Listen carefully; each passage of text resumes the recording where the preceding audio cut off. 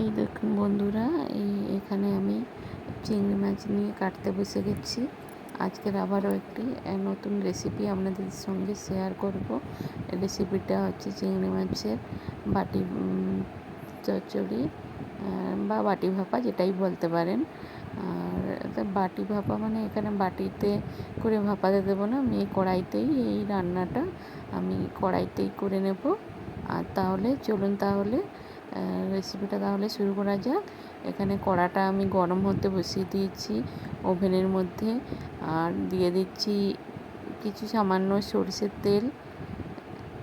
এরপর তেলটা গরম হতে থাক, আর এদিকে আমি মশলাগুলো প্রায় রেডি করে নিচ্ছি। এখানে আমি একটা বাটি নিয়ে নিয়েছি, বাটির মধ্যে আমি দিয়ে দিচ্ছি এখানে আদা বাটা, আর দিয়ে দিচ্ছি রসুন বাটা,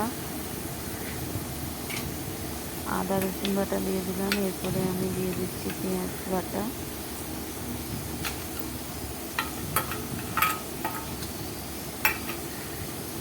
পেঁয়াজ বাটা দিয়ে এর মধ্যে আমি লঙ্কা ও হলুদ গুঁড়ো দিয়ে দেবো। এখানে হলুদের গুঁড়ো দিয়ে দিচ্ছি।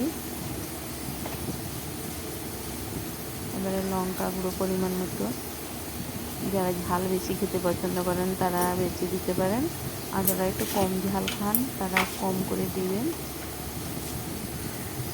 তারপরে একটু লবণ দিয়ে দিচ্ছি।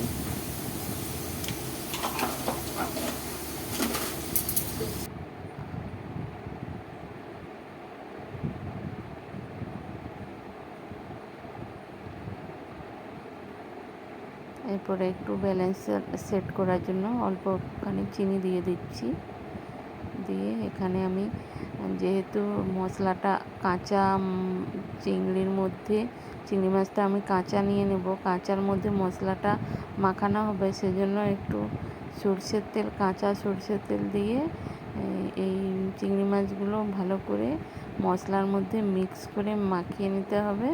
মাখিয়ে 5-10 মিনিট রেখে তারপরে এই ভাজা আলু, যে আলুটা আমি ভেজে নিয়েছি লাল করে, ওর মধ্যেই দিয়ে এটা সেদ্ধ হওয়ার জন্য জল দিয়ে দেব।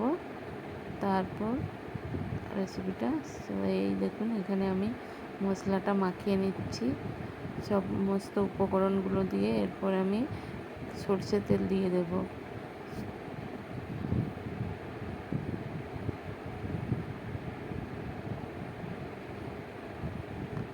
দেখুন বন্ধুরা, এই সরষের তেল দিয়ে দিচ্ছি। সরষের তেল একটু খুব বেশি পরিমাণে লাগবে, যেহেতু এটা বাটি ভাপা, যেটা কাঁচা কাঁচা একটু স্মেলটা থাকবে তেলের, তাহলে একটু ভালো লাগবে। সমস্ত মশলার উপকরণ দিয়ে ভালো করে চিংড়ি মাছটা মেখে একটা ঢাকনা দিয়ে ঢেকে দিয়েছি।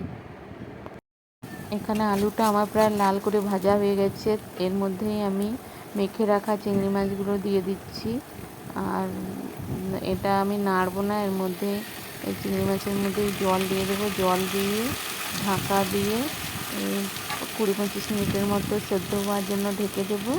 হয়ে গেলেই রেসিপিটা সেদ্ধ হয়ে গেলেই রেসিপিটা হয়ে যাবে কমপ্লিট। তারপরে আপনারা গরম গরম ভাতের সঙ্গে রেসিপিটা পরিবেশন করতে পারেন। খুবই ভালো লাগে এই বর্ষাকালে চিংড়ি মাছের সিজনে এই বাটি ভাপা বা বাটি ভাতেটা। আমি এখানে কড়ার মধ্যেই দিয়ে দিয়েছি, আর এরপরে আমি 2টো তেজপাতা দিয়ে দিচ্ছি। তেজপাতা দিলে একটু স্মেলটা ভালো আসে, সেই জন্য আমি তেজপাতাও দিয়ে দিচ্ছি। এখানে আমি দিয়ে দিচ্ছি বাড়িতে বানানো একটু গরম মশলার গুঁড়ো। গরম মশলার গুঁড়ো দিয়ে আমি গরম মশলার গুঁড়োটা দিয়ে আমি খুন্তি দিয়ে এখানে ভালো করে নেড়ে নিচ্ছি। নেড়ে এবারে একটা ঢাকনা দিয়ে কিছু সময় ফুটিয়ে নামিয়ে নেব। আমার রেসিপিটা কমপ্লিট হয়ে যাবে।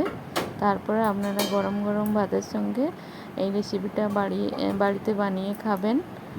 ভালো লাগলে লাইক, কমেন্ট, শেয়ার করবেন, সাবস্ক্রাইব করবেন। Thank you.